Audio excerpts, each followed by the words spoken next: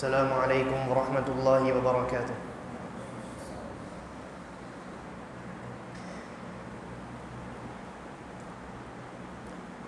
الحمد للہ رب العالمین والصلاة والسلام الأتمان الأكملان على خیر خلق اللہ وعلى آلہ وصحبہ ومن والاه اما بعد۔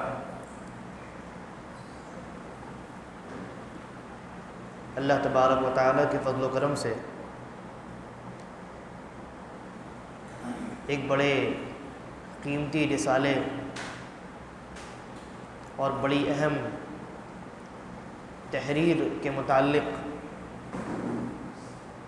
گفتگو کے اس سلسلے میں دوسری مرتبہ ہمیں اور آپ کو بیٹھنے کا اللہ تبارک و تعالیٰ نے موقع دیا۔ تمہیدی گفتگو میں زیادہ نہیں کرنا چاہتا، اس لیے کہ وقت ہمارے پاس بہت زیادہ نہیں ہے۔ آپ جانتے ہیں شیخ الاسلام محمد ابن عبد الوہاب رحمہ اللہ یہ اپنے زمانے کے مجدد رہے ہیں۔ انہوں نے شرک اور بدعات کے خاتمے میں جو رول ادا کیا ہے وہ تاریخی ہے، اور توحید کا علم بلند کرنے کے لیے امام موصوف نے بہت ساری کتابیں اور کئی کتابچے، چھوٹے چھوٹے رسالے تصنیف فرمائے۔ ان میں ایک کتابچہ جس کی یہ کہہ سکتے ہیں آپ کے درس کا سلسلہ شروع کیا گیا تھا، اور اس کتابچے کا نام ثلاثۃ الاصول یا الاصول الثلاثہ ہے، یعنی دین کی تین بنیادی اصول۔ دین کے تین بنیادی اصول کون کون سے ہیں؟ در حقیقت اس کتابچے کی جو بنیاد ہے وہ ایک انسان سے کیے جانے والے وہ سوالات ہیں جو فرشتے قبر میں کرتے ہیں۔ آپ جانتے ہیں قبر کے سوالات ہم سب جانتے ہیں۔ فرشتے آ کر کے سوال کرتے ہیں، من ربک، ما دینک، ما تقول فی ھذا الرجل، کہ تمہارا رب کون ہے، تمہارا دین کیا ہے، اور اس آدمی کے بارے میں تمہارا کیا خیال ہے جو تمہارے درمیان بھیجا گیا تھا، یعنی رسول اکرم صلی اللہ علیہ وسلم۔ تو قبر میں سوال کیا جائے گا، اور سوال بھی اللہ تبارک و تعالیٰ نے بتلا دیا، جواب بھی معلوم ہے، لیکن جواب دینے کی سکت اس انسان کو ہوگی جس نے دنیا میں اس سوال کے جواب کی تیاری کی ہے، جس نے دنیا میں اس سوال کے جواب کی تیاری کی ہے۔ دیکھیے یہ بات ایک سمجھنے والی بات ہے کہ ضروری نہیں ہے کہ اگر آپ کو سوال کا جواب معلوم ہو تو بر وقت آپ جواب دے پائیں، یہ ضروری نہیں ہے۔ بسا اوقات کیا ہوتا ہے، بچے نے خوب تیاری کی ہے، ایگزام سوالات اس کو معلوم بھی نہیں ہے، وہاں اس نے خوب اچھی تیاری کی ہے اور پورے کتاب کو حفظ کر لیا ہے، یاد کر لیا ہے، لیکن جب استاذ کے سامنے پہنچتا ہے تو استاذ کی جو ہیبت ہوتی ہے، اس کا جو روب ہوتا ہے، دبدبہ ہوتا ہے، سوال کے جواب میں وہ بچہ تھر تھرا جاتا ہے، جواب نہیں دے پاتا، حالانکہ جواب اس کو معلوم ہے نا۔ ماں باپ کہتے ہیں کہ نہیں دیکھیے اس کو ساری چیزیں معلوم ہیں، لیکن یہ ڈرتا ہے، جواب نہیں دیتا ہے۔ تو جواب کا معلوم ہونا یہ کافی نہیں ہے، جواب کی سکت ملنا، توفیق ملنا یہ اہم ہے۔ اور قبر میں کیا سوالات ہوں گے، ان سوالات کے کیا جوابات ہیں ہم سب جانتے ہیں، ہے نا۔ دنیا میں سوال کیا جائے آپ کا رب کون ہے، آپ کہیں گے اللہ ہے۔ دین کیا ہے، اسلام ہے۔ وہ کون سی شخصیت ہے جو آپ کے درمیان رسول بنا کر کے بھیجی گئی، رسول اکرم صلی اللہ علیہ وسلم ہے۔ لیکن قبر میں ان سوالات کا بر وقت جواب دے جانا یہ اہم ہے، یہ امپورٹنٹ ہے۔ وہاں منکر نکیر آئیں گے، ان کا روب و دبدبہ، قبر کی وہ وحشت اور تنہائی، اور پھر اس کے بعد یہ کہ کوئی مددگار نہیں ہے، تمام دنیا والے مددگار، قریبی رشتہ دار، ماں باپ، بھائی بہن، سب نے آپ کو تنہا چھوڑ کر کے رخصت لی ہے۔ تو وہاں ان تینوں سوالات کا جواب دینا اور اس کی توفیق ملنی یہ اہم چیز ہے۔ توفیق کس انسان کو ملے گی؟ اس انسان کو ملے گی جو حقیقت میں ان تینوں سوالات کے جوابات سیکھے ہو دنیا کے اندر، اور اس کی معرفت دنیا میں تفصیل کے ساتھ حاصل کی ہو، اور ان جوابات کے تقاضے کو پورا کیا ہو، اس انسان کو توفیق ملے گی۔ اسی بنیاد، انہی تینوں سوالات پر اس کتابچے کی بنیاد ہے۔ اس کتابچے کا جو پہلا درس ہوا ہے، اس درس میں اس کتاب کے شروعاتی مقدمے کا بیان آپ کے سامنے گزر چکا، اور میں نے یہ بیان کیا تھا کہ اس کتابچے کے ابتدا میں دو مقدمے ہیں، تمہیدی باتیں دو ہیں۔ ان میں سے ایک کا تذکرہ ہو چکا تھا، جن کا میں مختصر آپ کے سامنے یعنی ترجمہ ہی پیش کر دیتا ہوں۔ جو مصنف کتاب کے وہ فرماتے ہیں: اعلم رحمک اللہ انہ یجب علیک تعلم 4 مسائل، کہ جان لو، اللہ تم پر رحم کرے اے پڑھنے والے اس کتاب کے، کہ تمہارے اوپر، آپ کے اوپر 4 مسائل کا جاننا ضروری ہے۔ 4 مسائل۔ الاولا، یہی المسألۃ الاولا، پہلی چیز یا پہلا مسئلہ العلم، علم۔ جو 3 سوالات ہیں نا، ان 3 سوالات کا علم۔ تو فرمایا وَهُوَ مَعْرِفَةُ اللَّهِ وَمَعْرِفَةُ نَبِيِّهِ وَمَعْرِفَةُ دِينِ الْإِسْلَامِ بِالْأَدِلَّةِ، ان تینوں سوالات، اللہ کی معرفت اور نبی اکرم صلی اللہ علیہ وسلم کی معرفت اور دین اسلام کی معرفت دلائل کے ساتھ حاصل کرنا، یہ پہلی چیز ہے، علم۔ دوسری چیز کیا ہے؟ الثانیہ العمل بہ، اس علم کی بنیاد پر عمل کرنا۔ الثالثہ الدعوۃ الیہ، تیسری چیز ہے اس علم کی جانب لوگوں کو دعوت دینا۔ الرابعہ الصبر علی الاذی فیہ، اور اس راستے میں یعنی ان چیزوں کے علم کو حاصل کرنے میں، ان پر عمل کرنے میں، ان کی جانب لوگوں کو دعوت دینے میں جو مشکلات، جو تکلیف پریشانی آئے اس پر صبر کرنا۔ یہ چار چیزیں، یہ 4 اسٹیپس ہیں آپ کہہ لیجئے، علم، پھر اس کے بعد عمل، پھر دعوت، پھر اس کے بعد کیا ہے؟ صبر ہے۔ اور اس کی دلیل قرآن مجید میں موجود ہے، فرماتے ہیں والدلیل قولہ تعالی بسم اللہ الرحمن الرحیم والعصر ان الانسان لفی خسر الا الذین آمنوا وعملوا الصالحات وتواصوا بالحق وتواصوا بالصبر۔ اللہ تبارک و تعالی نے فرمایا قسم ہے زمانے کی کہ یقیناً انسان خسارے میں ہے، یعنی بائی ڈیفالٹ انسان خسارے ہی میں ہے۔ اب اس سے نکلنے کی کوشش آپ کو کرنی پڑے گی۔ ایسا نہیں ہے کہ آپ کامیاب ہیں اور اگر جرم کریں گے آپ یا غلطی کریں گے تو ناکام ہو جائیں گے، آپ آلریڈی ناکام ہیں، کامیابی کے لیے سیڑھی چڑھنی پڑے گی۔ تو اللہ نے کہا الا الذین آمنوا، کامیاب انسان وہ ہوگا جس نے ایمان لایا، وعملوا الصالحات، ایمان لایا یعنی جانا، سیکھا اور دل میں پکا اور پختہ یقین، اسی کا نام تو ایمان ہے۔ وعملوا الصالحات، اور اعمال کو انجام دیا۔ وتواصوا بالحق وتواصوا بالصبر، اور حق کی یعنی جو چیز اس نے سیکھی ہے، جو حق، جو شریعت جو ہے، اور یہ بنیادی چیزیں بالخصوص ان کی ایک دوسرے کو وصیت کی۔ وتواصوا بالصبر، اور ایک دوسرے کو صبر کی وصیت کی، خود بھی صبر کیا، دوسروں کو صبر کی وصیت کی۔ فرماتے ہیں قال الشافعی رحمہ اللہ، امام شافعی رحمہ اللہ کا یہ قول ہے لو ما انزل اللہ حجۃ علی خلقہ الا هذه السورہ لکفتہم، کہ اللہ رب العالمین اگر دنیا والوں پر حجت تمام کرنے کے لیے صرف یہی سورہ نازل کرتا اور اس کے علاوہ کچھ نازل نہ کرتا تو یہ ان کے لیے کافی ہوتی۔ قرآن کریم مکمل اللہ کو نازل کرنے کی یعنی حجت قائم کرنے کے لیے ضرورت نہیں تھی۔ ہاں اس میں الگ سے فوائد ہیں، اس میں تفصیلات ہیں، احکام و مسائل ہیں، حلال و حرام ہیں، انبیاء، پچھلی قوموں کے قصے، بہت ساری چیزیں، اللہ کی توحید وغیرہ کا بیان ہے، لیکن حجت کی جہاں تک بات ہے، دنیا والوں پر حجت قائم کرنے کے لیے کہ بھائی تم تک کامیاب ہونے کا ہم نے طریقہ پہنچا دیا، تو یہ سورہ کافی تھی۔ فرماتے ہیں وقال البخاری رحمہ اللہ تعالی باب العلم قبل القول والعمل، امام بخاری رحمہ اللہ نے ایک چیپٹر لکھا ہے، چیپٹر قائم کیا ہے صحیح بخاری میں، باب العلم، علم کا بیان، قبل القول والعمل، بولنے اور عمل کرنے سے پہلے، یعنی پہلا اسٹیپ کیا ہے؟ علم، اس کے بعد عمل، اور پھر اس کے بعد بول کر کے لوگوں کو بلانا۔ والدلیل قولہ تعالی، اور اللہ رب العالمین کی یہ قرآن مجید کی آیت یہاں دلیل ہے فَعْلَمْ أَنَّهُ لَا إِلَهَ إِلَّا اللَّهُ وَاسْتَغْفِرْ لِذَنبِكَ، کہ نبی صلی اللہ علیہ وسلم آپ جان لیجئے کہ اللہ کے علاوہ کوئی معبود برحق نہیں ہے، وَاسْتَغْفِرْ لِذَنبِكَ، اور اپنے گناہوں کے لیے آپ استغفار کیجئے۔ فرماتے ہیں فَبَدَأَ بِالْعِلْمِ قَبْلَ الْقَوْلِ وَالْعَمَلِ، اس آیت کریمہ میں اللہ نے پہلے علم کا تذکرہ کیا ہے، اس کے بعد استغفار کا تذکرہ کیا ہے۔ استغفار کیا ہے؟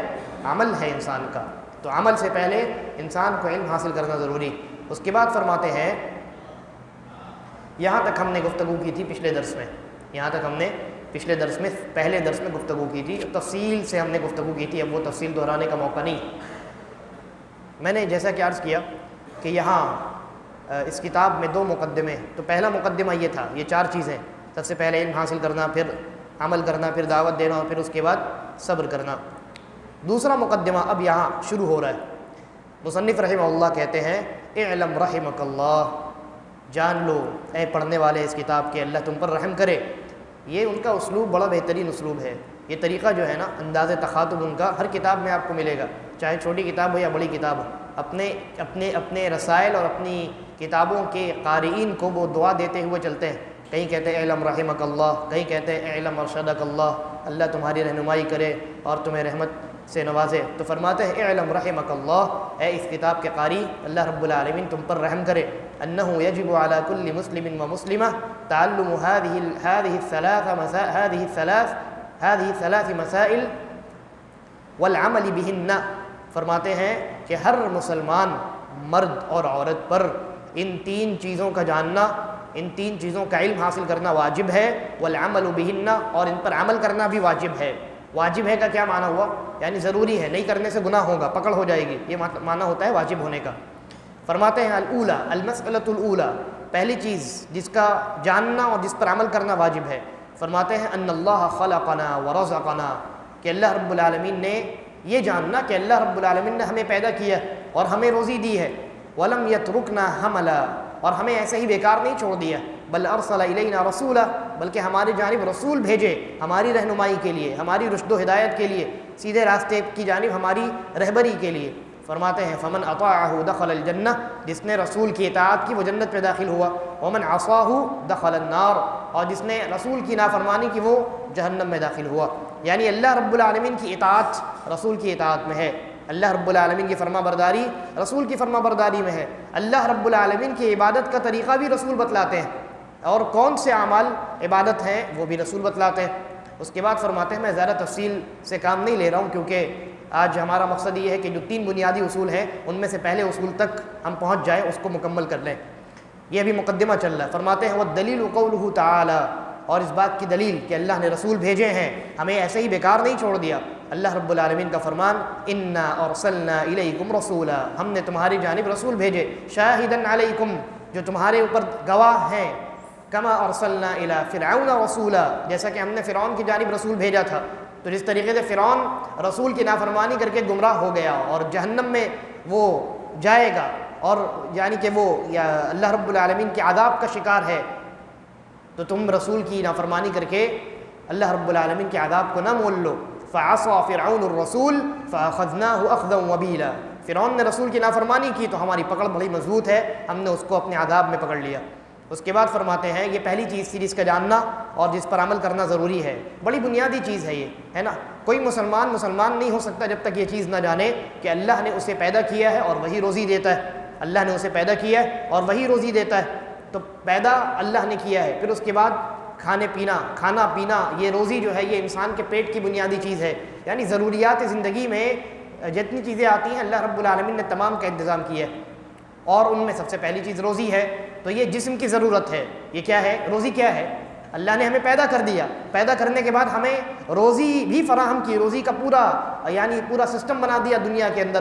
روزی، رزق، کھانا پینا یہ جسم کی ضرورت ہے۔ اب جسم کے اندر ایک اور چیز بھی تو ہے، روح بھی تو ہے۔ روح کی روزی کیا ہے؟ روح کا رزق کیا ہے؟ روح کا رزق یہ ہے کہ روح اللہ رب العالمین کی ہو کر کے رہے، چنانچہ روح کی پاکیزگی کے لیے اللہ تبارک و تعالیٰ نے رسولوں کو بھیجا، اپنی شریعت نازل فرمائی کہ کس طریقے سے زندگی گزارنی ہے، کیونکہ جسم تو یہاں رہ جائے گا، پھر اس کے بعد انسان کی روح چلی جائے گی، اور پھر انسان کے ساتھ جو معاملات ہوں گے وہ قیامت میں اس کے دنیاوی زندگی اور دنیاوی اعمال کی بنیاد پر ہوں گے۔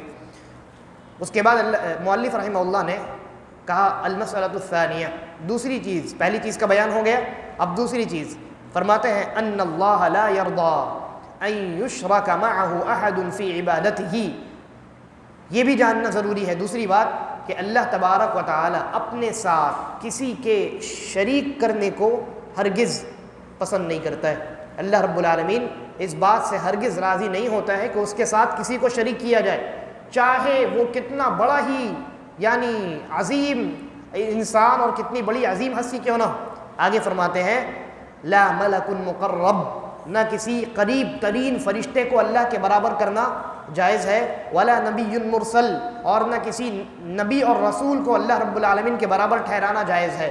والدلیل قولہ تعالی، اور اس بات کی دلیل اللہ رب العالمین کا یہ فرمان ہے، وَأَنَّ الْمَسَاجِدَ لِلَّهِ، کہ مسجدیں اللہ کی ہیں، اللہ کی ہیں یعنی ان میں اللہ کی عبادت کی جاتی ہے۔ فَلَا تَدْعُوا مَعَ اللَّهِ أَحَدًا، تو اللہ رب العالمین کے ساتھ کسی کو نہ پکارو، اللہ رب العالمین کے ساتھ کسی کو نہ پکارو۔ دیکھیے یہ جو دوسری چیز ہے، دوسری چیز کیا ہے؟ اللہ رب العالمین کی عبادت میں، اللہ رب العالمین کی عبادت میں کسی کو شریک نہ کیا جائے۔ اللہ رب العالمین اپنے ساتھ شرک سے راضی نہیں ہے، اللہ رب العالمین اپنے ساتھ شرک کیے جانے سے ہرگز راضی نہیں ہے۔ اور مجھے یاد نہیں ہے کہ میں نے پچھلے درس میں وہ روایت بیان فرمائی تھی کہ نہیں، نبی اکرم صلی اللہ علیہ وسلم فرماتے ہیں، اللہ تبارک و تعالیٰ فرماتا ہے انا اغنی الشرکاء عن الشرک، کہ میں شرک کے معاملے میں یعنی پارٹنرشپ کے معاملے میں، پارٹنرشپ، شرک کا مطلب کیا ہوتا ہے؟ برابر کر دینا ہے نا۔ ایک آدمی ایک کمپنی کھولتا ہے، اس میں دو پارٹنرز ہوتے ہیں، تو جو پروفٹ آتا ہے وہ دونوں کے درمیان ڈسٹریبیوٹ ہوتا ہے، یا تو برابر برابر یا جس پرسنٹیج پر دونوں نے اتفاق کیا ہے۔ اللہ رب العالمین کہتا ہے نہ، پارٹنرشپ میرے معاملے میں نہیں ہو سکتی، انا اغنی الشرکاء عن الشرک۔ اللہ رب العالمین کہتا ہے اگر میرے ساتھ کسی نے پارٹنرشپ کرنے کی جرات کی تو بھائی سمجھ لو کہ تمہاری تمام عبادتیں اس دوسرے پارٹنر کے لیے ہوں گی، میرے لیے کچھ نہیں ہوگا۔ میں بالکل غنی بے نیاز ہوں، مجھے چاہیے تو خالص چاہیے۔ اگر شرک ہو گیا، اس میں ملاوٹ ہو گئی، کوئی دوسرا پارٹنر بھی آ گیا، تم نے میرا کسی کو پارٹنر بنا دیا، شریک بنا دیا، تو اس عبادت کی مجھے ضرورت نہیں ہے، جا کر کے اس کو دے دو۔ یہ اس حدیث کا معنی ہے۔ بہرحال تو میں یہ عرض کر رہا تھا کہ اللہ رب العالمین شرک سے کبھی راضی نہیں ہوتا ہے۔ اور یہ جو دوسرا مسئلہ ہے، اس دوسرے مسئلے کا تعلق پہلے مسئلے سے۔ پہلا مسئلہ کیا تھا؟ اللہ رب العالمین نے پیدا کیا، اللہ نے ہمیں رزق دیا اور ہمارے لیے ہماری رہبری اور ہماری رہنمائی کے لیے پورا انتظام کیا، رسول بھیجے، کتابیں بھیجی، ہے نا۔ تو جس نے اتنا انتظام کیا ہے، عبادت کا مستحق بھی تو وہی ہے جس نے اتنا انتظام کیا ہے۔ ہماری پیدائش کا ہمارا جو موجد ہے، ہمیں جو پیدا کرنے والا ہے، ہم نہیں تھے، ہمیں جس نے پیدا کیا، ہم اس کی توفیق کے بغیر ایک لقمہ اپنے منہ میں نہیں ڈال سکتے، اور اگر ڈال بھی لیں تو اس کی توفیق کے بغیر حلق سے نیچے نہیں اتار سکتے، ہے نا۔ تو یہ تمام انتظامات جس نے کیے ہیں بھائی، بھلا اس کے علاوہ عبادت کا مستحق کون ہو سکتا ہے؟ اس کے علاوہ عبادت کا مستحق کون ہو سکتا ہے؟ چنانچہ اس دوسرے مسئلے میں مؤلف بیان کرتے ہیں، یہ جان لینا چاہیے کہ جس نے ہمیں پیدا کیا ہے، جو سارے انتظامات کرتا ہے، اس کے علاوہ کوئی دوسرا عبادت کا مستحق نہیں ہے۔ چنانچہ اگر ہم نے اللہ رب العالمین کے ساتھ کسی کو شریک کیا تو یہ بہت بڑا جرم ہوگا۔ اور اس کی دلیل میں انہوں نے قرآن مجید کی وہ آیت پیش کی ہے جس میں اللہ تبارک و تعالیٰ نے فرمایا وَأَنَّ الْمَسَاجِدَ لِلَّهِ، کہ تمام مسجدیں جو ہے دنیا کے اندر وہ اللہ رب العالمین کی ہے۔ اور بعض علماء نے یہ لکھا ہے کہ یہاں مساجد سے اللہ کی زمین مراد ہے، یہاں لفظ جو مسجد استعمال کیا گیا نا، وَأَنَّ الْمَسَاجِدَ لِلَّهِ، کہ مسجدیں اللہ کی ہیں۔ بعض علماء کہتے ہیں، اور ان کا قول بڑا قوی ہے، دلیل ہے ان کے پاس، کہ یہاں مسجد سے مراد اللہ کی زمین ہے، کیونکہ نبی اکرم صلی اللہ علیہ وسلم نے کیا فرمایا؟ 5 چیزیں ایسی ہیں جو مجھ سے پہلے کسی نبی کو نہیں دی گئی۔ ان میں سے ایک چیز آپ نے فرمایا وَجُعِلَتْ لِي الْأَرْضُ مَسْجِدًا، میرے لیے پوری زمین مسجد بنا دی گئی ہے۔ تو مسجد سے مراد کیا ہے؟ اللہ کی زمین ہے۔ اللہ نے کہا وَأَنَّ الْمَسَاجِدَ لِلَّهِ، اور مسجدیں اللہ کے لیے، یعنی پوری زمین اللہ کی ہے۔ فَلَا تَدْعُوا مَعَ اللَّهِ أَحَدًا، تو اللہ کی زمین میں کسی اور کو مت پکارو، اللہ کی زمین میں کسی اور کو مت پکارو۔ اور پکارنا کہا فَلَا تَدْعُوا، پکارو مت کسی اور کو۔ یہاں پکارنے سے یعنی اس آیت کا صرف یہ مطلب نہیں ہے کہ غیر اللہ سے صرف دعا کرنا یہ حرام ہے، باقی ساری عبادات انجام دے سکتے ہیں، جی نہیں، کیونکہ دعا کا جو مفہوم ہے وہ بڑا وسیع ہے۔ صرف دعا اس کو نہیں بولتے ہیں کہ آپ اللہ رب العالمین کے سامنے ہاتھ پھیلائیں اور کہیں کہ اللہ مجھے بخش دے اور میری ضروریات پوری کر، اپنی حاجات کا سوال آپ اللہ سے کریں، بلکہ دعا کی 2 قسمیں علماء نے بیان کی۔ ایک تو یہی ہے دعاء المسئلہ، اپنی حاجات کو اللہ سے مانگنا، اللہ سے اپنی حاجات کا سوال کرنا، یہ ایک ہے۔ اور ایک ہے جو اس سے وسیع ہے، دعاء العبادہ، دعاء العبادہ، جتنی عبادات ہیں وہ تمام چیزیں اس میں داخل ہیں، وہ تمام چیزیں اس میں داخل ہیں۔ انسان جو عبادت انجام دیتا ہے، چاہے وہ معمولی چھوٹی عبادت ہو یا بہت بڑی عبادت ہو، وہ تمام عبادات جب انسان انجام دیتا ہے تو اللہ رب العالمین سے در حقیقت وہ ان عبادات کو انجام دے کر کے یہ دعا کر رہا ہوتا ہے کہ اے اللہ یہ میں نے تیرے سامنے تیرے لیے تجھے راضی کرنے کے لیے عبادت انجام دی ہے، میری اس عبادت کو قبول فرما۔ تو یہ بھی تو دعا ہے، یہ بھی دعا ہے۔ چنانچہ دعا یہ دونوں قسمیں دعا کی ہے، ایک ہے دعا المسئلہ کہ جس میں انسان اپنی حاجت کا سوال کرتا ہے، اور ایک ہے دعا العبادہ یعنی تمام عبادات در حقیقت اللہ کی دعا ہی ہے، اللہ سے دعا ہے کہ یہ عبادت میری اے اللہ ٹوٹی پوٹی جو کچھ بھی ہے تو اسے شرف قبولیت بخش دے۔ تو اس آیت کا مفہوم کیا ہوا؟ وَأَنَّ الْمَسَاجِدَ لِلَّهِ فَلَا تَدْعُوا مَعَ اللَّهِ أَحَدًا کہ مسجدیں یعنی پوری زمین اللہ کی ہے، لہذا اللہ کے ساتھ کسی کو مت پکارو، نہ اللہ کے علاوہ کسی سے دعا کرو، اپنی حاجات کا سوال کرو، اور نہ کسی بھی عبادت کو اللہ کے ساتھ یا اللہ کے علاوہ کسی اور کے لیے انجام دو۔ تو یہ دوسرا مسئلہ تھا جس کا جاننا بڑا ضروری ہے۔ اس کے بعد فرماتے ہیں الثالثہ یعنی المسئلۃ الثالثہ، تیسری بات یا تیسرا مسئلہ فرماتے ہیں ان من اطاع الرسول کہ جس نے یہ جاننا اور اس پر عمل کرنا واجب اور ضروری ہے کہ جس نے رسول اللہ صلی اللہ علیہ وسلم کی اطاعت فرمائی، اطاعت کی، ووحد اللہ اور اللہ رب العالمین کی توحید کو قائم کیا، اللہ رب العالمین کی توحید کو قائم کیا، لا یجوز له موالاة من حاد اللہ ورسولہ تو اس انسان کے لیے ہرگز جائز نہیں ہے کہ وہ ان لوگوں سے دوستیاں قائم کرے جو اللہ اور اس کے رسول سے دشمنیاں کرتے ہیں۔ وَلَوْ كَانَ أَقْرَبُ قَرِيب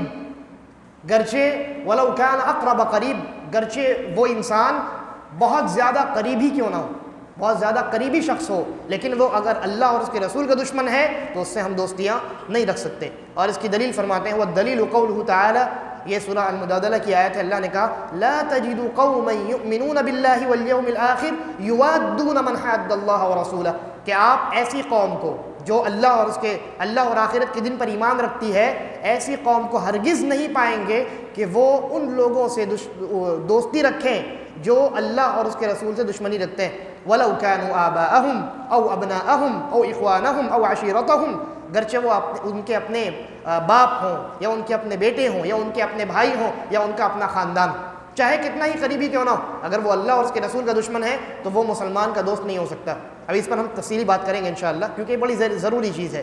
اس کے بعد فرمایا اللہ رب العالمین نے اولئک کتب فی قلوبہم الایمان یہی وہ لوگ ہیں جن کے دلوں میں اللہ رب العالمین نے ایمان کو ثبت کر دیا، وأیدہم بروح منہ اور اپنی جانب سے ان کی تائید فرمائی، ویدخلہم جنات تجری من تحتها الانہار خالدین فیہا اور اللہ رب العالمین ان کو جنت کے اندر داخل کرے گا، ایسے باغات میں داخل کرے گا جس کے نیچے نہریں جاری ہیں اور اس میں ہمیشہ وہ رہیں گے۔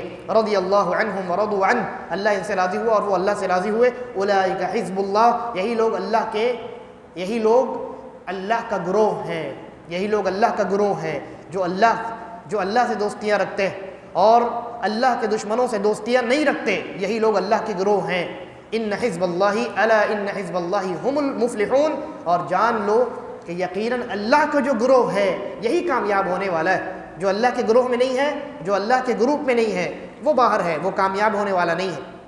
دیکھیے اس تیسرے مسئلے میں مؤلف نے اصل میں اسلامی عقیدے کا ایک بنیادی عقیدہ ہے جس کو ہم اللہ کے لیے دوستی اور اللہ کے لیے دشمنی یا الولاء والبراء کے عقیدے سے موسوم کرتے ہیں، اور یہ بڑا اہم عقیدہ ہے۔ اس عقیدے پر بڑی تفصیلی گفتگو کی جا سکتی ہے لیکن میں بہت مختصر میں آپ کے سامنے کچھ بیان کرنے کی کوشش کرتا ہوں۔ دیکھیے انسان جو دوستیاں قائم کرتا ہے دنیا کے اندر، چاہے وہ کافر سے یا مسلمان سے کسی سے بھی ہو، یہ جو دوستیاں ہوتی ہیں اس کی بنیاد محبت ہوتی ہے نا، اس کی بنیاد کیا ہوتی ہے؟ محبت ہوتی۔ دوستی کا تقاضا کیا ہوتا ہے؟ یعنی عربی زبان میں دوستی کے لیے یہاں جس دوستی کا تذکرہ ہے اس کے لیے الولاء کا لفظ استعمال کیا جاتا ہے، اس کا معنی ہوتا ہے محبت کی بنیاد پر ایک دوسرے کی مدد اور تائید کرنا، مشکل وقت میں اس کے ساتھ کھڑے رہنا، اس کا ساتھ دینا، ٹھیک ہے، یہ دوستی ہے۔ اور یہ یعنی عربی زبان میں اس کو الولاء کہتے ہیں جس کا تذکرہ اس آیت کریمہ میں ہوا ہے۔ اللہ رب العالمین نے کہا مومن اللہ کے دشمنوں سے دوستی نہیں رکھتا ہے، مومن اللہ کے دشمنوں سے دوستی نہیں رکھتا ہے، لیکن یہاں کچھ تفصیل ہے۔ دیکھیے جیسا کہ میں نے عرض کیا کہ دوستی کی بنیاد کیا ہوتی ہے؟ محبت ہوتی ہے۔ آپ کسی سے محبت کرتے ہیں تو اس سے آپ دوستی کرتے ہیں، ہے نا، اس کی مدد کرنے کے لیے آپ تیار رہتے ہیں، اس کے مشکل وقت میں اس کے ساتھ آپ کھڑے رہتے ہیں، یہ دوستی ہے۔ تو دوستی کی بنیاد محبت ہوتی ہے، دوستی کی بنیاد محبت ہوتی ہے۔ پہلے محبت کو ہم سمجھتے ہیں۔ جہاں تک کافروں سے محبت کرنے کا سوال ہے تو کافروں سے محبت کی 3 قسمیں۔ پہلی قسم ہے کسی کافر سے آپ اس کے کافر ہونے کی وجہ سے محبت کریں، اس کے کفریہ دین کی وجہ سے محبت کریں، یا اس کے کفریہ اور شرکیہ دین کے کسی چیز کی وجہ سے آپ اس سے محبت کریں۔ یعنی اس کو ایک جملے میں کہا جائے تو یہ کہا جائے گا کسی کافر سے اس کے کفر کی وجہ سے محبت کریں۔ تو کسی کافر سے اس کے کفر کی وجہ سے محبت کرنا یہ بھی کفر ہے، ٹھیک ہے؟ کسی کافر سے اس کے کفر کی وجہ سے محبت کرنا یہ بھی کیا ہے؟ کفر ہے۔ اچھا، کسی کافر سے اس کے کفر کی وجہ سے نہیں لیکن دنیاوی کسی معاملے کی وجہ سے محبت کرنا، جیسے مثال کے طور پہ آپ کا کوئی بزنس پارٹنر ہے، کافر ہے، مسلمان نہیں ہے، اور وہ یعنی معاملات میں لین دین میں بڑا پکا ہے، ایماندار آدمی ہے، ہاں سچا آدمی ہے، تو اب آپ اس کی سچائی کی وجہ سے، اس کی ایمانداری کی وجہ سے اس سے محبت کرنے لگے، اس سے محبت کریں، دل سے آپ اس سے محبت کریں کیونکہ محبت دل سے ہوتی ہے۔ یا اسی طریقے پر کوئی انسان ہے، کافر ہے لیکن دنیاوی کسی معاملے میں بہت بڑا آدمی، جیسے کوئی کرکٹر ہے، کوئی فٹ بالر ہے، کوئی ایکٹر ہے، کوئی سنگر ہے، کافر ہے، دنیاوی کسی وجہ سے آپ اس سے اس لیے محبت کرتے ہیں کیونکہ وہ بہت اچھا گاتا ہے، اس کا گانا آپ کو بہت پسند ہے، تو بہرحال گانا تو ایسے ہی حرام ہے۔ یا آپ اسی طریقے پر لے لیجئے کوئی بہت اچھا اسپیکر ہے، بولتا بہت اچھا ہے، آج کل زمانہ چلا ہوا ہے موٹیویشنل اسپیکرز کا، تو کوئی بہت اچھا موٹیویشنل اسپیکر ہے اور کافر ہے، آپ اس سے محبت کرتے ہیں کیونکہ وہ بہت اچھا بولتا ہے۔ تو کافروں سے اس کے کفر کی وجہ سے نہیں، دنیاوی کسی معاملے کی وجہ سے محبت کرنا یہ کیا ہے؟ یہ حرام ہے، محرم ہے، یہ جائز نہیں ہے۔ میں دلائل تو ابھی نہیں بیان کر رہا ہوں کیونکہ دلائل بیان کرنے کا وقت نہیں ہے ہمارے پاس۔ کافروں سے کفر کے علاوہ دنیاوی کسی وجہ سے بھی محبت کرنا، دلی محبت کرنا حرام ہے، حرام۔ یہ دوسری قسم ہو گئی، اور یہ حرام اس لیے ہے کیونکہ یہ محبت جو ہے نا، یہ آہستہ آہستہ آپ کو پہلی قسم کی جانب لے جاتی ہے۔ پہلی قسم کیا ہے؟ کافروں سے اس کے کفر کی وجہ سے محبت کرنا۔ تو اگر آپ دنیاوی کسی وجہ سے اس سے محبت کرنا شروع کرتے ہیں تو آہستہ آہستہ یہ راستہ کہاں چلا جاتا ہے؟ ان کے دین کی جانب چلا جاتا ہے، ٹھیک ہے؟ ان کے دین کی جانب چلا جاتا ہے۔ اس لیے شریعت نے اس دروازے کو بھی بند کر دیا ہے۔ آپ کسی کافر سے دنیاوی کسی معاملات کی بنیاد پر بھی محبت نہیں کر سکتے۔ ابھی آپ غلط فہمی میں مبتلا نہ ہوئیے، میں ابھی محبت کی بات کر رہا ہوں، محبت دل میں ہوتی ہے اور دل میں جھانکنے والا کوئی نہیں ہے۔ ابھی ظاہری رویے کی بات نہیں ہو رہی ہے، ٹھیک ہے؟ ظاہری رویے پر ہم انشاءاللہ بات کریں گے۔ تو یہ کافر سے دوسری قسم کی محبت ہو گئی جو کہ حرام ہے۔ پہلی قسم کی محبت یہ کفر ہے۔ کافر سے ایک تیسری محبت ہوتی ہے جس کو ہم فطری محبت کہتے ہیں۔ کیا کہتے ہیں؟ فطری محبت۔ جیسے ایک باپ اور ایک بیٹے ہیں، باپ بیٹے دونوں ہیں، ان میں سے بیٹا مسلمان ہے، باپ کافر ہے، یا باپ مسلمان ہے، بیٹا کافر ہے، تو اب ان دونوں کے درمیان ایک رشتہ ہے نا، باپ اور بیٹے کا رشتہ ہے نا، تو اس رشتے کی بنیاد پر جو محبت ہوتی ہے وہ فطری محبت ہے، وہ فطری محبت ہے، وہ محبت جائز، وہ محبت جائز۔ یا دو میاں بیوی ہیں، ایک مسلمان ہے، مرد مسلمان ہے، اور عورت کون ہے؟ یہودیہ ہے۔ قرآن نے اجازت دی ہے، یہودیہ خاتون سے نکاح کرنے کی اجازت دی ہے، گرچہ وہ اس شرط کے ساتھ کہ وہ یعنی پاک دامن ہو۔ تو ایک مسلمان مرد ہے اور اس نے کسی یہودیہ عورت سے شادی کر لی ہے، تو دونوں کے دونوں الگ الگ مذہب کو ماننے والے ہیں، ایک موحد ہے، دوسرا مشرک اور کافر ہے، تو اس کے کفر کی وجہ سے اس شوہر پر واجب ہے کہ وہ اپنی اس کفریہ بیوی سے، یہودیہ بیوی سے نفرت کرے اس کے کفر کی وجہ سے۔ لیکن میاں بیوی کے تعلق کی بنیاد پر اگر وہ فطری میاں بیوی والی محبت پیدا ہوتی ہے، وہ محبت جائز، بلکہ کبھی کبھی، چلیے تفصیل میں نہیں جاتا ہوں، تو وہ محبت جائز۔ اور اسی طریقے پر پہلی مثال جو میں نے دی، باپ اور بیٹے، ایک بیٹا اگر کافر ہے یا باپ کافر ہے، بیٹا مسلمان ہے، تو دونوں کے درمیان جو فطری محبت ہے باپ بیٹے والی وہ ٹھیک ہے، لیکن مسلمان ان میں جو دونوں میں سے جو مسلمان ہے، جیسے بیٹا مسلمان ہے تو اس پر یہ واجب ہے کہ وہ اپنے باپ کے کفر سے اور اپنے باپ سے وہ نفرت بھی ساتھ ساتھ رکھے، کفر کی وجہ سے، کیونکہ وہ باپ اس کا کافر ہے، لہذا باپ بیٹے والی آپسی محبت ہے، کوئی بھی کسی بھی قسم کی فطری محبت ہے، بہن بھائی والی محبت ہو، میاں بیوی والی محبت ہو، ٹھیک ہے، تو یہ تمام محبتیں فطری محبتیں ہیں، یہ کافر سے جائز، یہ کافر سے جائز۔ اچھا، تو یہ کافر کے تعلق سے میں نے محبت کی 3 قسمیں بتا دی آپ کو۔ اب آئیے مسلمانوں سے محبت کی قسمیں، 2 قسمیں ہیں یہاں مسلمانوں سے۔ مسلمانوں سے محبت کی پہلی قسم وہ محبت ہے جو بالکل خالص محبت ہوتی ہے، ایک دم خالص محبت، اس میں ذرہ برابر بغض اور نفرت کی گنجائش نہیں ہے۔ یہ محبت آپ کس سے کریں گے؟ کامل ایمان والوں سے۔ اور کامل ایمان والوں میں سب سے پہلے کون آتے ہیں؟ انبیاء علیہم الصلاۃ والسلام۔ اور انبیاء میں سب سے پہلے کون آتے ہیں؟ رسول اکرم جناب محمد رسول اللہ صلی اللہ علیہ وسلم، اس کے بعد صحابہ کرام، تابعین اعظام، ہے نا، اور تبع تابعین۔ یہ لوگ جو ہیں، ان لوگوں سے کامل محبت کرنی، خالص محبت کرنی ہے، نفرت نہیں کر سکتے آپ، صحابہ کرام سے نفرت نہیں کر سکتے۔ تو جتنے انبیاء ہیں، رسول اکرم صلی اللہ علیہ وسلم ہیں، صحابہ کرام ہیں، ان تمام سے خالص محبت رکھنا یہ ایمان کا حصہ ہے، یہ ایمان ہے، یہ واجب اور ضروری ہے۔ اچھا، یہ پہلا اسٹیج ہوا مسلمانوں کے درمیان محبت کرنے کا۔ مسلمانوں میں دوسری قسم ہوتی ہے مسلمانوں کی، جو ہوتے مسلمان ہیں، ہوتے ایمان والے، لیکن ان میں گناہ بھی ہوتے ہیں، یعنی ان کی زندگی میں ان کا ایمان مکمل نہیں ہوتا ہے، ان کا ایمان جو ہے وہ ایک دم کامل اور پرفیکٹ نہیں ہوتا ہے، بلکہ گناہ کی وجہ سے ایمان میں کمی ہوتی ہے۔ تو مسلمان تو ہے لیکن فاسق بھی ہے، فاجر بھی ہے، اور عاصی بھی ہے، گنہگار ہے، نافرمان ہے، اللہ رب العالمین کے بعض احکامات میں نافرمانی کرتا ہے۔ ایسے انسان سے کیا کیا جائے گا؟ ایسے انسان سے علماء نے، ابن تیمیہ اور بہت سارے علماء نے بیان کیا ہے کہ ایسے انسان سے اس کے ایمان اور اس کی نیکیوں کی بنیاد پر محبت کی جائے گی، اور اس کی نافرمانیوں کی بنیاد پر اسی نافرمانی کے بقدر، جتنی نافرمانی ہے اتنی ہی اس سے بغض رکھا جائے گا، نفرت بھی کی جائے گی، ٹھیک ہے۔ اب ان میں جس کا پلڑا بھاری ہوگا وہ بھاری ہوگا، گناہوں کا پلڑا اگر بھاری ہے تو دل میں نفرت کا پلڑا بھاری ہوگا، محبت بھی ہوگی لیکن کم ہوگی، اور اگر نیکیوں کی تعداد یا نیکیاں اس کی زندگی میں زیادہ ہیں تو نیکیوں کا پلڑا بھاری ہوگا اور نفرت کا پلڑا ہلکا ہوگا۔ یہ دل کی بات ہے، یہ تمام چیزیں دل کی ہے، محبت کی بات ہو رہی۔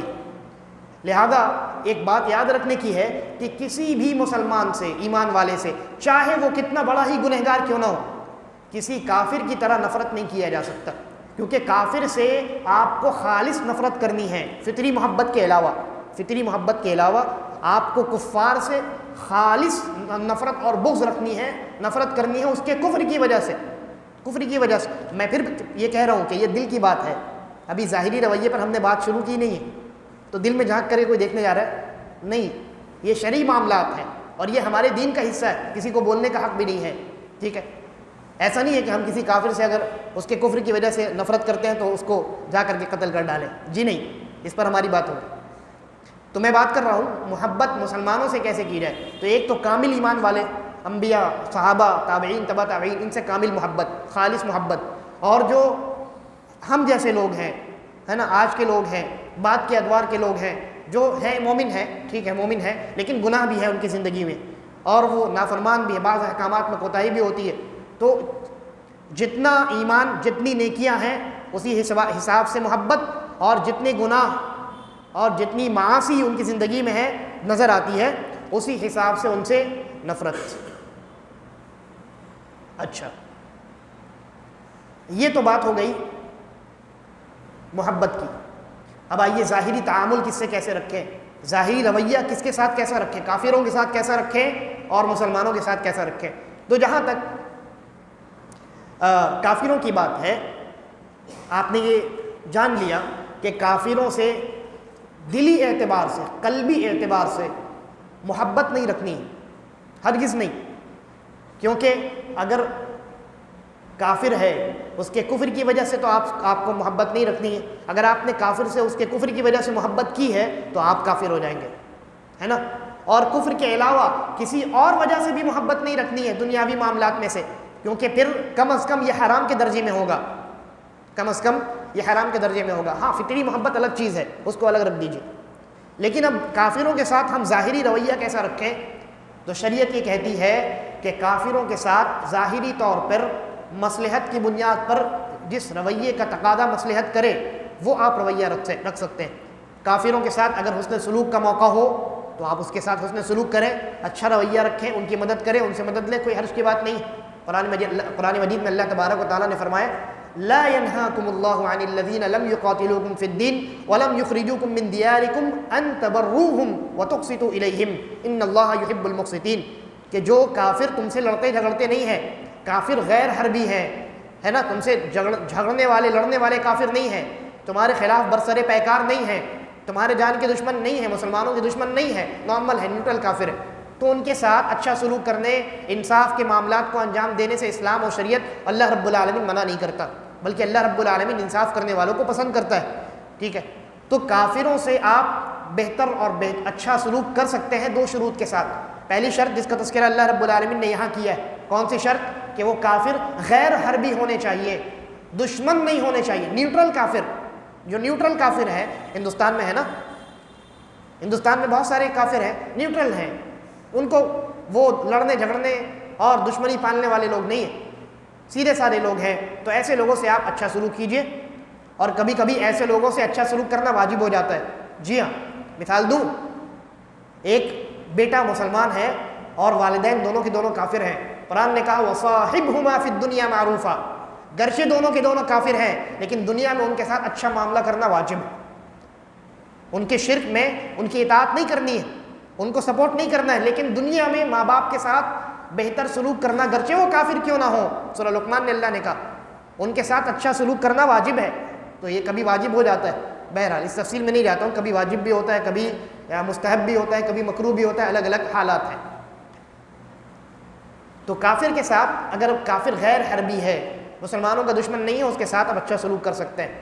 اور دوسری شرط یہ کہ فتنے کا اندیشہ نہ ہو، فتنے کا اندیشہ نہ ہو، ایسا نہ ہو کہ آپ کسی کافر کے ساتھ وہ اچھا سلوک کر رہے ہوں اور اس کی وجہ سے کوئی فتنہ معاشرے میں پیدا ہو جائے، ماحول کچھ تبدیل ہو جائے، تو یہ دیکھنا ہے، یعنی مصلحت کو آپ کو دیکھ لینا ہے کہ اس کے ساتھ اچھا سلوک کرنے میں اس سے بڑا کوئی فساد تو نہیں پیدا ہو جا رہا ہے، اگر ایسا ہوگا تو پھر آپ کو اس سے دور رہنا ہے۔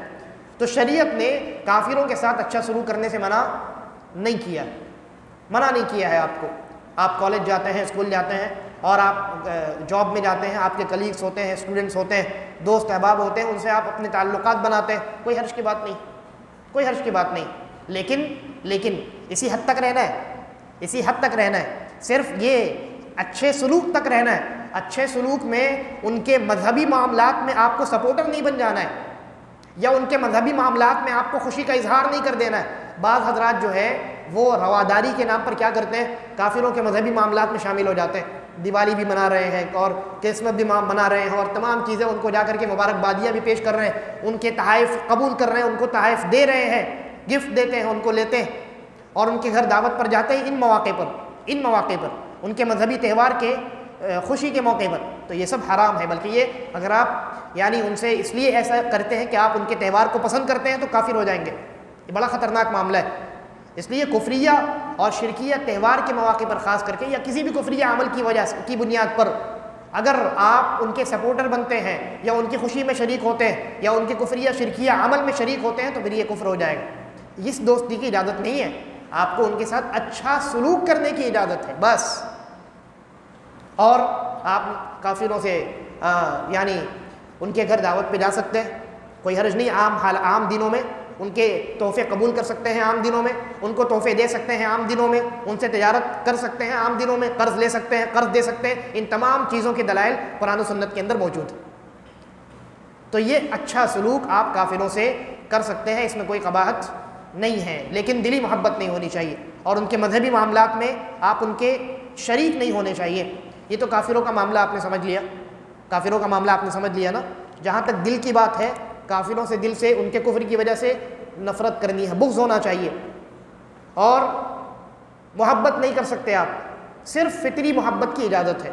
اور جہاں تک ظاہری معاملات کی بات ہے تو کافر غیر حربی جو ہے، دشمن نہیں ہے مسلمانوں کا، ان سے آپ اچھے تعلقات بنا سکتے ہیں، لیکن قلبی محبت نہیں ہونی چاہیے، اور ان کے مذہبی معاملات میں کفریہ اور شرکیہ جو معاملات ہیں ان میں آپ شریک نہ ہوں کسی بھی اعتبار سے، تو پھر آپ اچھے سلوک کا مظاہرہ کافروں کے ساتھ کر سکتے ہیں، اس میں کوئی حرج نہیں ہے۔ رہا مسلمانوں کا معاملہ، مسلمانوں کے ساتھ، مسلمانوں میں آپ نے دیکھا کہ دو سٹیجز ہیں محبت کے. ایک تو خالص محبت ہے، یہ انبیاء اور رسول اور صحابہ کرام اور تابعین اعظام اور تبع تابعین، ان لوگوں سے کی جائے گی خالص محبت. تو جن سے خالص محبت ان سے خالص دوستی، اس میں کوئی مسئلہ نہیں ہے. لیکن وہ مسلمان جو کافر ہیں، یہ معذرت، وہ مسلمان جو گنہگار ہیں مسلمان، مومن ہیں لیکن گنہگار بھی ہیں. جیسے مثال کے طور پہ ایک بڑا غریب انسان ہے، مومن ہے، لیکن اس نے بہت بڑا جرم کیا، چوری بھی کی ہے اس نے. تو چوری کرنے کی وجہ سے اس سے نفرت رکھنی واجب ہے، چوری کے عمل سے بھی اور اس انسان سے بھی، اس کے چوری کے حساب سے. لہذا اس کو سزا دی جائے گی. اگر اسلامی شریعت میں ہے تو ہاتھ کاٹا جائے گا. اگر اس نے اس لیول کی چوری کی ہے تو جو شریعت نے جو قوانین بتائے کہ اتنی چوری کرے گا تو ہاتھ کاٹا جائے گا. اگر اتنی چوری اس نے کی ہے تو اس کی چوری سے اور اس چور سے، اس مومن چور سے آپ کو چوری کے بقدر نفرت تو رکھنی ہے. اس سے آپ راضی ہو سکتے ہیں کیا نہیں تمہاری چوری سے میں خوش ہوں؟ نہیں، چوری یہ ایک گناہ ہے، اللہ کی نافرمانی ہے. تو اس نافرمانی سے اور اس انسان سے بھی آپ کو، کیونکہ اس نے اللہ کی نافرمانی کی ہے، لہذا آپ کو خوش نہیں ہونا اس سے، اس کے گناہ کی وجہ سے آپ کے دل میں نفرت ہونی چاہیے. لیکن کیونکہ وہ مومن بھی ہے، غریب ہے، زکوٰۃ کا پیسہ بھی اس کو دیا جائے گا، زکوٰۃ کا پیسہ بھی مستحق ہے، وہ محتاج ہے. چنانچہ اس کے مومن ہونے کی وجہ سے اس سے یہ تعلق بنا کر کے رکھا جائے گا، زکوٰۃ کا پیسہ دیا جائے گا اس کو، لیکن چوری کرنے کی وجہ سے اس کا ہاتھ بھی کاٹا جائے گا. ٹھیک ہے. تو جو مسلمان جو ہیں، جو مومن بھی ہیں اور نافرمان بھی ہیں، ساتھ ساتھ گنہگار بھی ہیں، فاسق و فاجر بھی ہیں، ان کے ساتھ ظاہری معاملہ ہمارا کیسا ہوگا؟ ظاہری معاملے میں ہم دو چیزوں کو سامنے رکھیں گے. کتنی چیزوں کو؟ دو چیزوں کو. پہلی چیز ہے ان کے ظاہری اعمال، کہ ظاہری اعمال میں نیکیاں زیادہ ہے کہ گناہ زیادہ ہے. نیکیاں زیادہ تو تعلق دوستی والا زیادہ رہے گا، اور اگر گناہ زیادہ ہے تو تعلق دوری والا زیادہ رہے گا. ٹھیک ہے. اگر نیکیاں زیادہ ہے، گناہ تو ہیں لیکن نیکیاں گناہوں سے زیادہ ہے ظاہری طور پر، تو ہمارا ظاہری تعلق ان سے دوستی والا زیادہ رہے گا. اور اگر گناہ زیادہ ہے، نیکیاں ہیں لیکن نیکیاں کم ہیں ظاہری طور پہ، گناہ زیادہ ہے، تو دوری والا تعلق، جس کو برا کہتے ہیں، برا یعنی دور ہو جانا، اس سے برات کا اعلان کرنا، تو دوری والا تعلق زیادہ رہے گا. ٹھیک ہے. تو یہ ایک چیز ہے. یہ پہلی چیز کیا ہے؟ اس کے ظاہری اعمال کو دیکھنا ہے. ساتھ ساتھ ایک دوسری چیز کا بھی خیال کرنا ہے، اور وہ ہے مصلحت. وہ کیا ہے؟ مصلحت. مصلحت کا بھی آپ کو خیال کرنا ہے. کیا مصلحت سے کیا مراد ہے؟ مصلحت سے مراد ہے خود آپ کی اپنی مصلحت، یعنی آپ کے اس گنہگار انسان سے جو مومن بھی ہے، اس سے قریب ہونے میں اس کا اور آپ کا فائدہ ہے، یا اس سے دور ہونے میں اس کا اور آپ کا فائدہ ہے.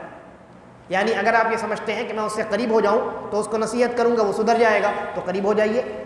اور اگر آپ یہ سمجھتے ہیں کہ میرے اس سے قریب ہونے سے اس کا برا اثر میرے اوپر پڑ جائے گا، میرا ہی ایمان خطرے میں پڑ جائے گا، تو دور رہیے. یہ آپ کی اپنی مصلحت. پھر اس سامنے والے انسان کی مصلحت، کیونکہ اس کی اصلاح مراد ہے نا، اس کی اصلاح مراد ہے. اس کی مصلحت یعنی آپ کے اس سے قریب ہونے میں اس کا فائدہ ہے کہ دور ہونے میں فائدہ ہے. کبھی کبھی قریب ہونے میں نقصان ہوتا ہے. کبھی کبھی کیا ہوتا ہے کہ کوئی انسان، کوئی سمجھانے والا انسان کسی نافرمان انسان سے قریب ہوتا ہے، تو وہ اس سے جلن اور حسد میں اور گناہ کرنا شروع کر دیتا ہے. تو ہمارا مقصد تو یہ ہے کہ اس کی اصلاح ہو. اگر اصلاح نہ ہو تو کم از کم گناہ میں اور تو نہ بڑھے.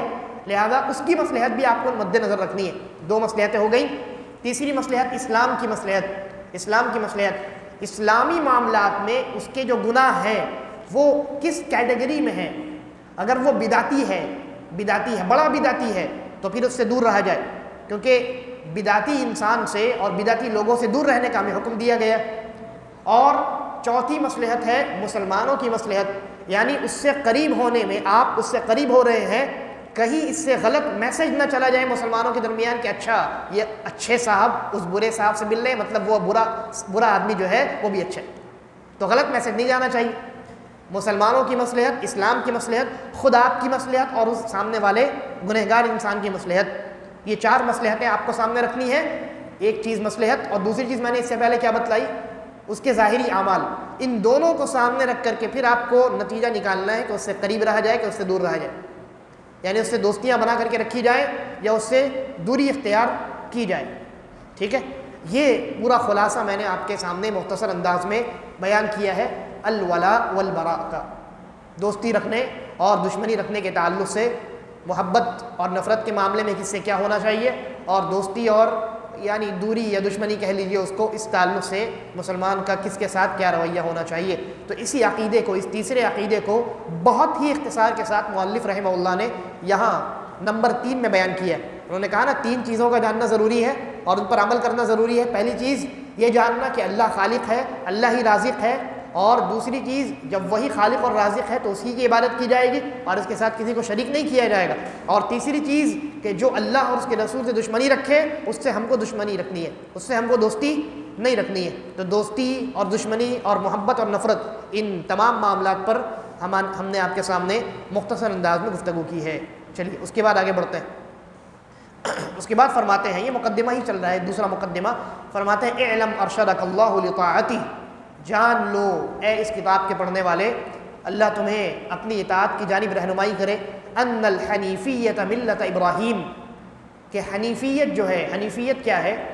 حنیفیت کہتے ہیں تمام باطل معبودوں سے کنارہ کش ہو کر کے ایک اللہ کی جانب متوجہ ہو جانا، یہ حنیفیت ہے.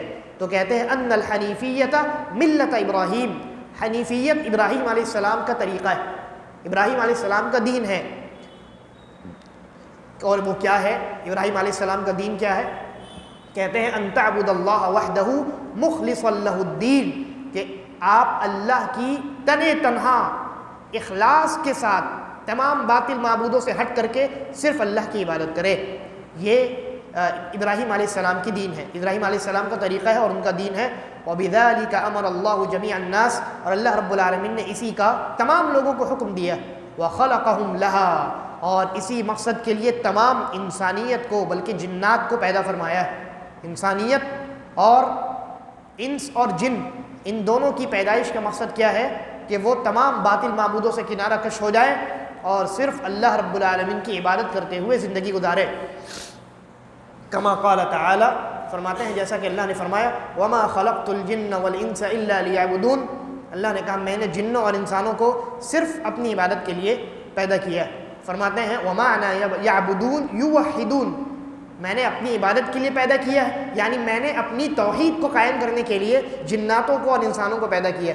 اور فرماتے ہیں وَأَعْظَمُ مَا أَمَرَ اللَّهُ بِهِ التَّوْحِيدُ، اور اللہ رب العالمین نے جتنے امور کا حکم دیا ہے، یا اس کو دوسرے الفاظ میں آپ کہہ لیجئے کہ جتنی نیکیاں ہیں کائنات میں، جتنی اچھائیاں ہیں، ان میں سب سے عظیم اچھائی، سب سے بڑی نیکی کیا ہے؟ اللہ رب العالمین کی توحید، کہ تمام باطل معبودوں سے کنارہ کش ہو جایا جائے اور اللہ رب العالمین کی توحید کو قائم کیا جائے، صرف اسی کی عبادت میں اپنی پوری زندگی گزار دی جائے. کیونکہ زندگی کا مقصد جو ہے یہ بندگی ہے. زندگی کا مقصد کیا ہے؟ بندگی ہے. کس کی بندگی؟ اللہ رب العالمین کی بندگی. اب یہ مؤلف رحمہ اللہ توحید کے بارے میں تھوڑا سا وہ اشارہ دیتے ہیں. توحید آپ تو جانتے ہیں، توحید کے بارے میں مطلب میں تفصیل نہیں بیان کروں گا ابھی فی الحال. توحید کا معنی ہوتا ہے ایک کرنا یا ایک ماننا. اور اللہ رب العالمین کی توحید سے کیا مراد ہے؟ اللہ رب العالمین کی توحید سے مراد ہے اللہ رب العالمین کے افعال میں اللہ کو ایک ماننا، اور اللہ رب العالمین کے متعلق بندوں کے جو افعال ہیں ان افعال کو، ان کاموں کو اللہ کے لیے، صرف اللہ کے لیے خاص کرنا، اور اللہ کے جتنے اسماء و صفات ہیں ان میں اللہ کو تنہا جاننا. یہ توحید کی 3 قسمیں. توحید ربوبیت، اللہ کے تمام کاموں میں اللہ کو ایک ماننا، یعنی اللہ کے جتنے کام ہیں، اللہ کا کام کیا ہے؟ پوری دنیا کو سنبھالنا، پورا سسٹم مینیج کرنا. ربوبیت اور پرورش، یہ اللہ رب العالمین کا کام. اللہ تبارک و تعالی رب ہے نا، تو اللہ رب العالمین کو رب ماننا، اکیلے تنہا.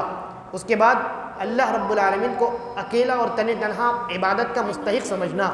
اور تیسری چیز ہے تمام اچھے اللہ کے جو بہترین نام ہیں ان ناموں میں اور ان صفات میں اللہ کو ایک ماننا.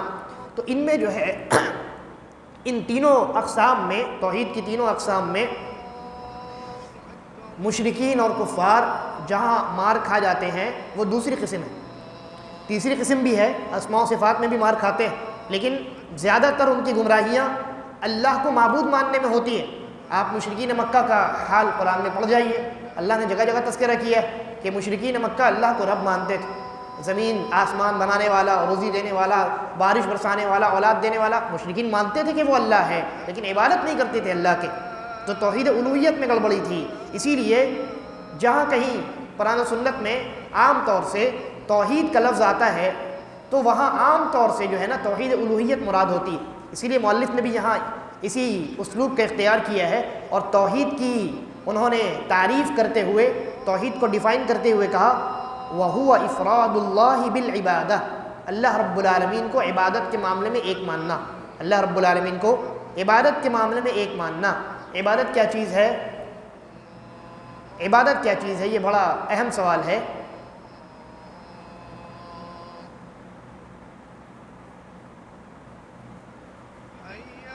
انشاءاللہ اگلے درس میں عبادت کے متعلق بات آئے گی تو وہاں ہم عبادت کو تھوڑا سا سمجھنے کی کوشش کریں گے۔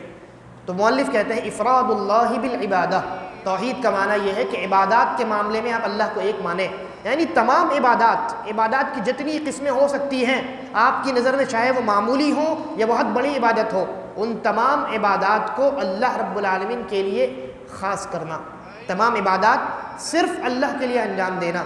تو مؤلف کہتے ہیں کہ سب سے بڑی نیکی اور سب سے بڑی چیز، سب سے بڑی اچھائی جس کا اللہ رب العالمین نے حکم دیا ہے وہ توحید ہے۔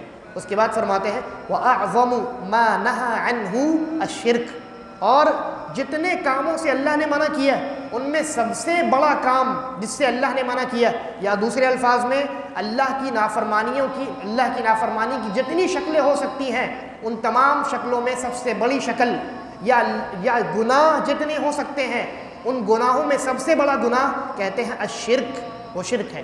سب سے بڑا گناہ کیا ہے؟ شرک ہے۔ سب سے بڑی نافرمانی کیا ہے؟ شرک ہے۔ تو سب سے بڑی نیکی توحید اور سب سے بڑا گناہ، سب سے بڑی نافرمانی شرک۔ اور شرک کیا ہے؟ کہتے ہیں وَهُوَ دَعْوَةُ غَيْرِهِ مَعَهُ، اللہ کے ساتھ کسی اور کو بھی پکارنا، اللہ کے ساتھ کسی اور کو بھی پکارنا۔ میں نے توحید کے بارے میں کہا نا توحید کی 3 قسمیں ہوتی ہیں، تو در حقیقت شرک کی بھی 3 قسمیں ہوتی ہیں۔ ہر قسم میں شرک داخل ہو سکتا ہے، کوئی اللہ کو رب نہ مانے یا اللہ کو بھی رب مانے کسی اور کو بھی رب مانے، تو یہ توحید ربوبیت میں شرک ہے۔ اللہ کی عبادت خالص نہ کرے، اللہ کی بھی عبادت کرے کسی اور کی بھی عبادت کرے تو یہ توحید الوہیت میں شرک ہے۔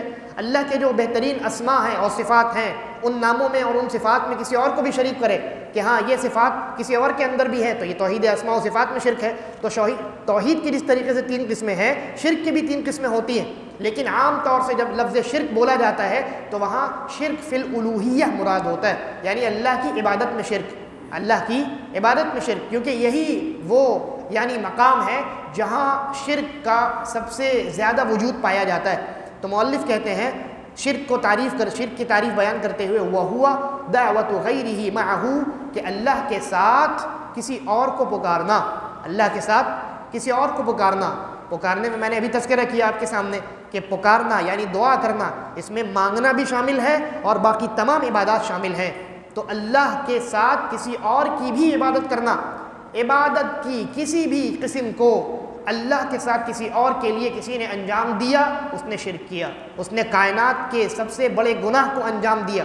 جی ہاں، اور اس کی دلیل فرماتے ہیں والدلیل قولہ تعالی، اس کی دلیل اللہ رب العالمین کا یہ فرمان ہے وَاعْبُدُوا اللَّهَ وَلَا تُشْرِكُوا بِهِ شَيْئًا، کہ صرف اللہ کی عبادت کرو اور اللہ کے ساتھ کسی کو شریک مت کرو۔ دیکھیے ایک ہی آیت میں اللہ تبارک و تعالیٰ نے سب سے بڑی نیکی کا تذکرہ کر دیا اور سب سے بڑے گناہ کا بھی اللہ رب العالمین نے تذکرہ کر دیا۔ کہا وَاعْبُدُوا اللَّهَ، صرف اللہ کی عبادت کرو، یعنی عبادت کے معاملے میں توحید قائم کرو، عبادت کے معاملے میں توحید قائم کرو۔ وَلَا تُشْرِكُوا بِهِ شَيْئًا، اور اللہ کے ساتھ کسی کو شریک مت کرو، کسی بھی عبادت کو اللہ کے علاوہ یا اللہ کے ساتھ کسی اور کو ہرگز انجام نہ دو۔ ایک ہی آیت میں اللہ رب العالمین نے ان دونوں چیزوں کو جمع کر دیا ہے۔ اس کے بعد آگے فرماتے ہیں یہ مقدمہ ختم ہو گیا، اب یہ مقدمہ ختم ہوا ہے۔ یہ کتاب بڑی چھوٹی ہے لیکن اگر سرسری طور پہ گزر جایا جائے تو کوئی فائدہ نہیں ہوگا، تھوڑا سا تو ایکسپلینیشن ضروری ہے۔ حالانکہ میں نے ارادہ کیا تھا کہ کم از کم جو الاصل الاول ہے، پہلی بنیادی چیز جو ہے معرفت الرب، اللہ رب العالمین کی معرفت، اس کو مکمل کر لوں، لیکن یہ مجھے لگتا ہے کہ اس کو شروع بھی نہیں کیا جا سکے گا۔ بہرحال یہاں تک مقدمہ ختم ہوا، 2 مقدمے مؤلف نے کتاب کی ابتدا میں رکھے ہیں، اور آپ نے دیکھا دونوں مقدمے کتنے اہم ہیں۔ اب ان مقدموں کے بعد اب جب آپ ان تینوں چیزوں کو سمجھیں گے ان مقدموں کی روشنی میں، تو چیزیں بہت اچھی طریقے سے سمجھ میں آئیں گی۔ اور فرماتے ہیں فَإِذَا قِيلَ لَكَ، اگر آپ سے کہا جائے مل اصول الثلاثہ، وہ 3 بنیادی اصول کیا ہیں، التی یجب علی الانسان معرفتها، کہ جن کا جاننا انسانیت پر واجب ہے، تمام انسانوں پر، مرد ہو یا عورت ہو، سب پر۔ فقل، تو آپ جواب دیجئے، معرفت العبد ربہ، بندے کا اپنے رب کو جاننا، یہ پہلا اصول، پہلی بنیادی چیز۔ ودینہ، اور اپنے دین کو جاننا، یا اللہ کے دین کو جاننا، ونبیہ محمد صلی اللہ علیہ وسلم، اور تیسری چیز ہے اللہ کے نبی محمد الرسول اللہ صلی اللہ علیہ وسلم کو جاننا۔ اب یہاں سے ان تینوں بنیادوں پر گفتگو جو ہے وہ شروع ہونے والی ہے۔ تو پھر آگے مؤلف کہتے ہیں الاصل الاول، پہلی بنیادی چیز معرفت الرب، اللہ رب العالمین کی معرفت، رب کی معرفت، رب کون ہے، کیا ہے نا، اس کے بارے میں تفصیل۔ میں سمجھتا ہوں کہ اگلے درس کے لیے اس کو رکھ دیا جائے، گھنٹہ بھر ہونے کو ہے، کیونکہ موضوع شروع کر دیا جائے تو پھر اس کو بیچ میں آدھا چھوڑ دینا یہ مناسب نہیں ہوتا ہے۔ اللہ تبارک و تعالیٰ سے دعا ہے کہ وہ ہمیں توحید پر زندہ رکھے، اور شرک اور بدعت و خرافات اور اللہ کی تمام قسم کی نافرمانیوں سے ہم تمام کو محفوظ رکھے، اور جب ہمارا خاتمہ ہو تو ایمان اور اسلام پر ہو۔ ھذا واللہ اعلم، وصلی اللہ علی نبینا وسلم، السلام علیکم ورحمۃ اللہ وبرکاتہ۔ اچھا